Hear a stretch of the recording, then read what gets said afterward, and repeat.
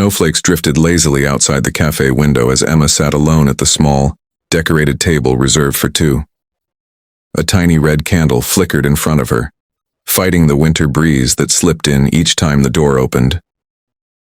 Christmas Eve was supposed to feel warm, magical, full of hope.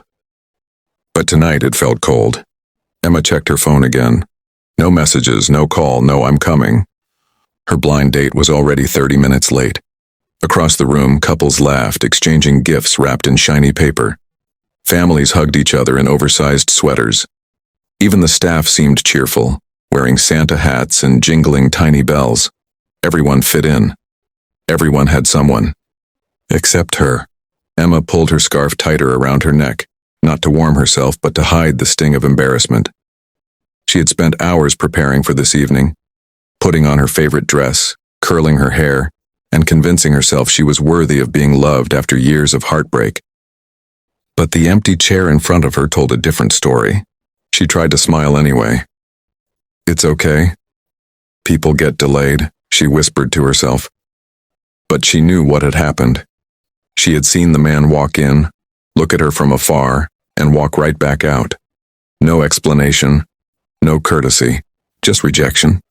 Again, Emma swallowed the lump in her throat and reached for her coat, ready to leave. Before she could stand, a soft tug pulled at her sleeve. "Excuse me, miss?" She turned.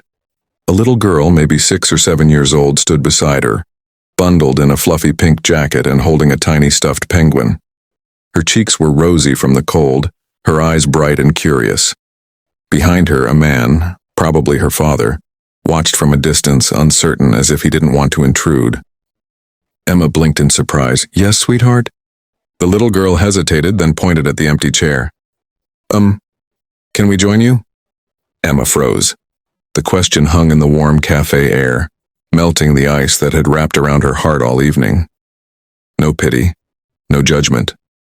Just innocence and genuine kindness from a child who didn't even know her.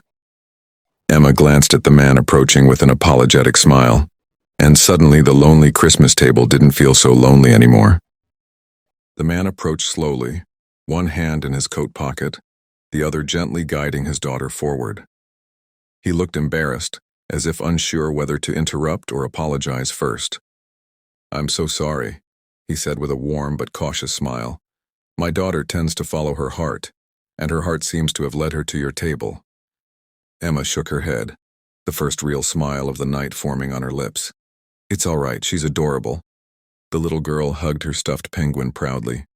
"I named him Snowball, he's my best friend. But Daddy says I should make real friends too." She leaned in and whispered loudly, "He's bad at making friends." Her father covered his face. "Sophie." Emma laughed, lightly, genuinely, a sound she hadn't heard from herself in weeks. Sophie climbed into the empty chair as if she had been invited. "Are you waiting for someone?" she asked, swinging her legs. Emma nodded. But I don't think he's coming." Sophie frowned. "Why?" "You're pretty and nice. Daddy says nice people should never sit alone." Emma looked at the father, who suddenly looked like a man wishing the floor would swallow him. His ears were red, his expression flustered. "I didn't say it exactly like that," he muttered. "Yes, you did," Sophie insisted confidently. "You told Aunt May that lonely people on holidays make you sad." Emma's breath caught.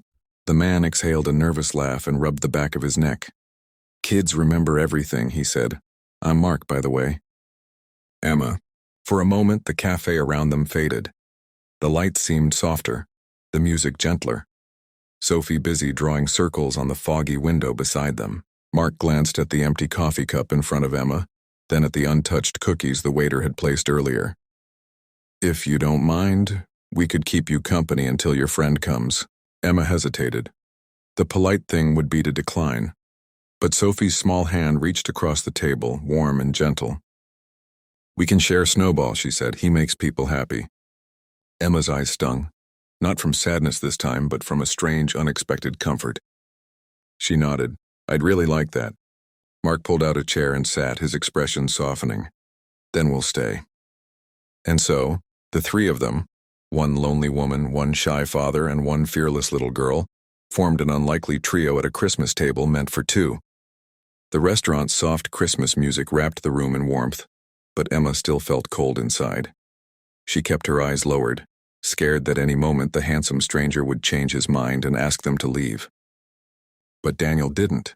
He smiled gently at the little girl, Ava, who sat across from him swinging her legs.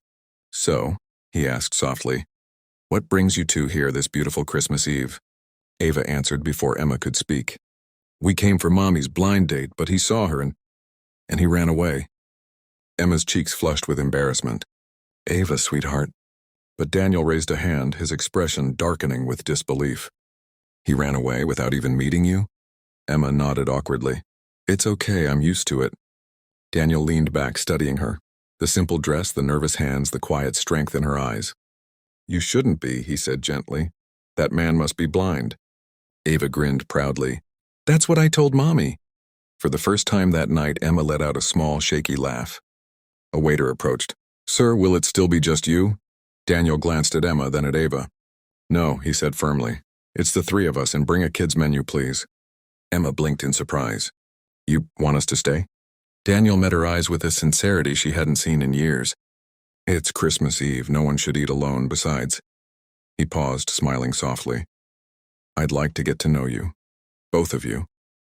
Ava squealed happily, already reaching for the crayons the waiter placed down. Emma felt her throat tighten with emotion. For the first time tonight, the sting of rejection faded, replaced by something she hadn't felt in a long time. Hope.